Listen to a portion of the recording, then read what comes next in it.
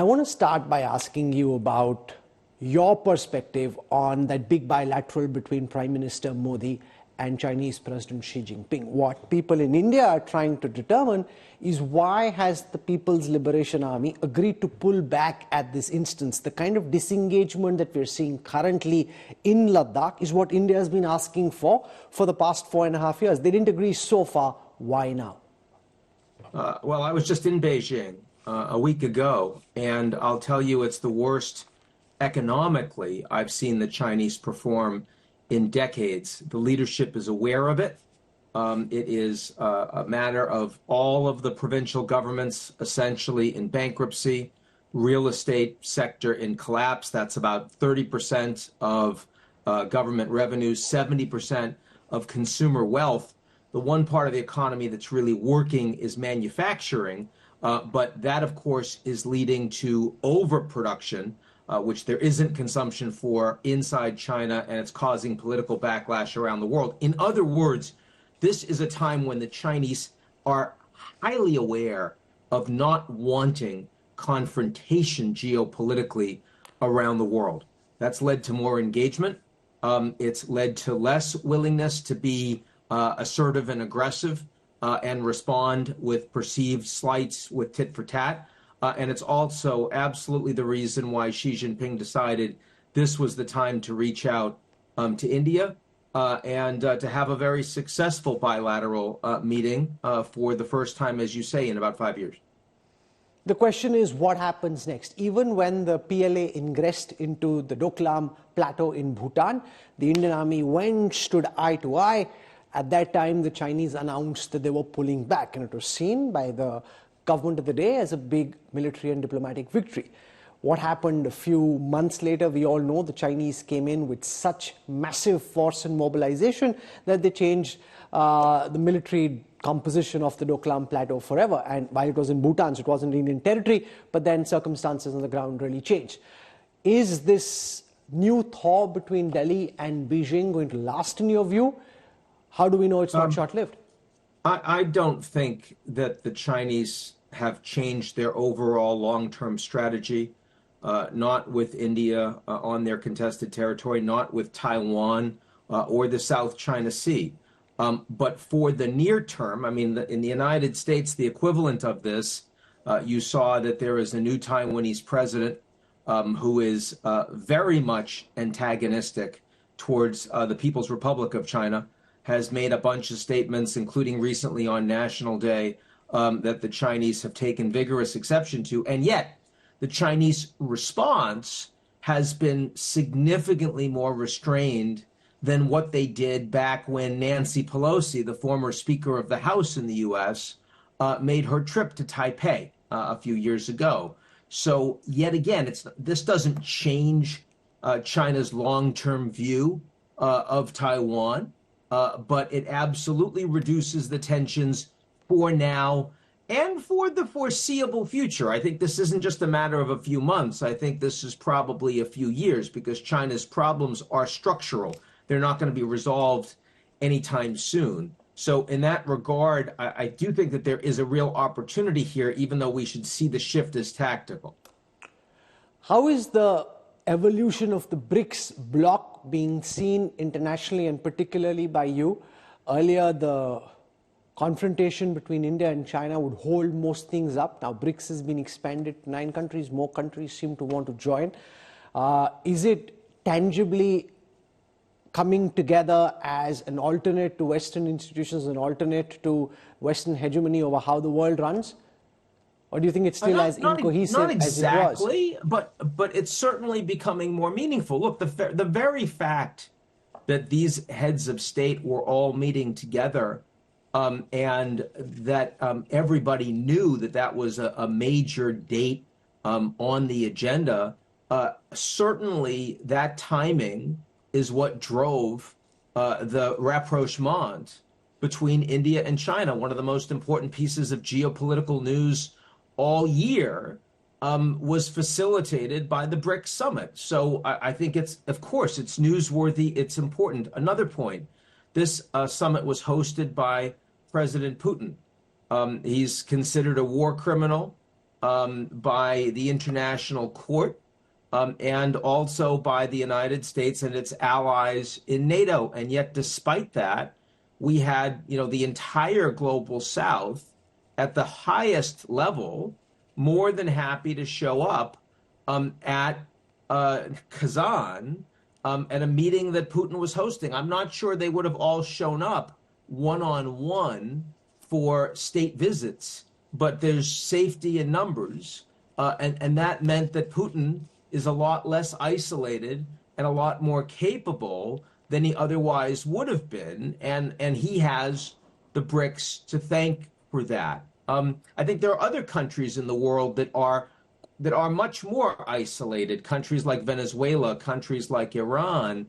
And the BRICS summit is one of the few places, certainly the most important multilaterally, where they get to act as members in good standing. Now, I want to be clear, I'm not suggesting that I think all of these are good things, but they are things. They are important things, and they deserve our attention. So for all of those reasons, I think the BRICS summit is becoming more significant. One of the things BRICS countries, or particularly China and Russia, want to work towards is de-dollarization, figuring out an alternate global currency. India would, of course, never want the yuan to be the global currency of choice. But how do you see that pan out, given sanctions against Russia, the fear of sanctions against countries like China if they were to ever invade Taiwan in the future, and the fact that outside of the Anglosphere, there is a general apprehension about not having too much dependence on the dollar or on the US? I think that there's a lot more willingness to engage in locally denominated trade around the world, and that has at the margins an effect on the dollar. But overall, the dollar's role in global trade is roughly the same now as it was in the 90s. The bigger shift is that the euro looks a lot weaker, the yen looks a lot weaker, and of course the RMB looks a lot stronger. So I would say that most of the shifts that are happening in the world are not about the erosion of the dollar, but more about the comparative strength and weakness of other countries' currencies. Gold is certainly doing well as a hedge. Crypto is becoming more important, but is still not in any way a substitute for the dollar. Now, the BRICS, you saw, of course, President Putin had a piece of paper that he said, is what a BRICS currency could look like. He can, good luck to him trying to go and buy something with it. But of course, the BRICS as a whole are a large group of countries representing a significant part of the world's population and GDP, but they don't have a lot in common, right? I mean, some of them are authoritarian, some of them are democratic, some in between, some are capitalist, some are state capitalists, some in between, some centrally planned economies too. There's very little that this group actually agrees on geopolitically or strategically. And of course, some of them are very much close to the United States, and some of them are implacable adversaries of the United States. So it is not as if the BRICS are about to become a competitor to or an alternative for the G7. That is not happening, but it certainly is an increasingly important place for countries in the global South to meet. To what extent was the thawing of relations between China and India influenced by the recent frostiness between Delhi and Ottawa in particular, and also Delhi and Washington on account of Canada and the United States continuing to harbor Khalistani terrorists? I don't think that was significant. It is certainly true that India and Canada have both played politics. They have the worst relationship among India's bilaterals out there that are meaningful. First, India playing politics with it when this news first became such a big deal. You saw even the Congress party inside India was quite supportive of Modi, of taking a nationalist line against the Canadians. Now, more recently, Trudeau, who is facing his own probably imminent ouster after 10 years of leadership, very unpopular, is using this to curry favor with his own Sikh population inside Canada, and that really has hurt. But the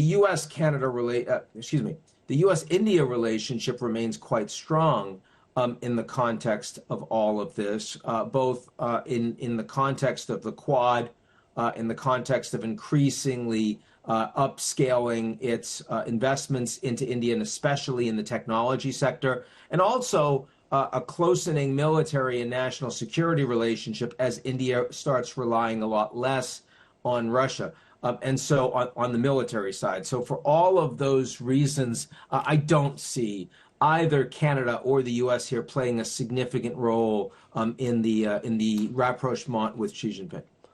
The biggest X factor in geopolitics at the moment, which could have a bigger role in determining what happens to the world order than anything else, is the presidential elections back home.